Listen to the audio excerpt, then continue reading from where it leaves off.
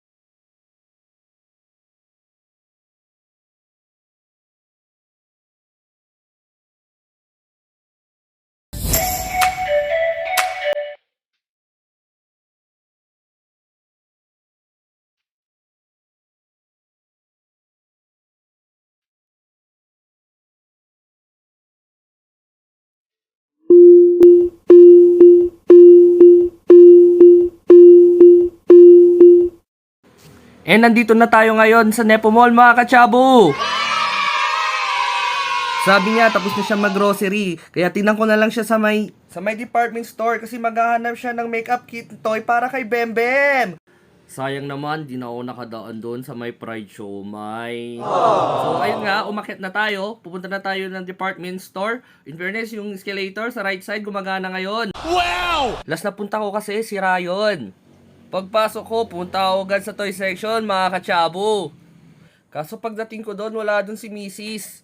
So nag-ikot-ikot muna ako. Tinignan ko ang bawat sulok, baka nandun lang siya. Kaso wala. Kaya naglakad-lakad muna ako para hanapin ang aking sarili. Ay, hindi pala si Mrs. At di nagtagal, ayun, nakita ko na siya. Ang ganda-ganda niya talaga. Wow. Nasaan siya? Hindi pala siya. Ayun, siya na nga. Yes! Tanong ko, nakabili ka? Hindi, mahal daw kasi. Kaya bumaba na lang kami para kunin ang aming pinamili.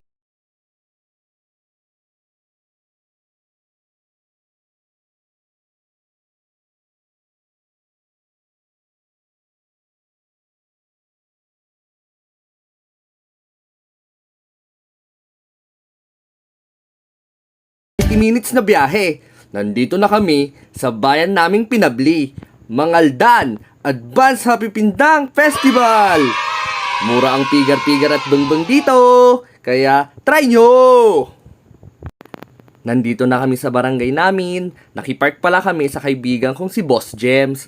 Shout out sa'yo Boss James, Auntie Maylie, Starks, and Tappy. Papaalam sana kami pero tulog. Kaya umalis na lang kami ni Mrs. At medyo mahaba-haba pang lalakarin namin. Mga 200 meters pa siguro mula dito hanggang sa bahay namin. Nangangalay na ako kaya fast forward na natin hanggang doon sa may gate namin. Doon sa Bantayan Crossing. Dito na kami sa bahay namin. Kami na pala ay kakain. Nga pala, adobo ulam namin. Ayain ko sana kayo kumain. Pero baka inyong seryosohin.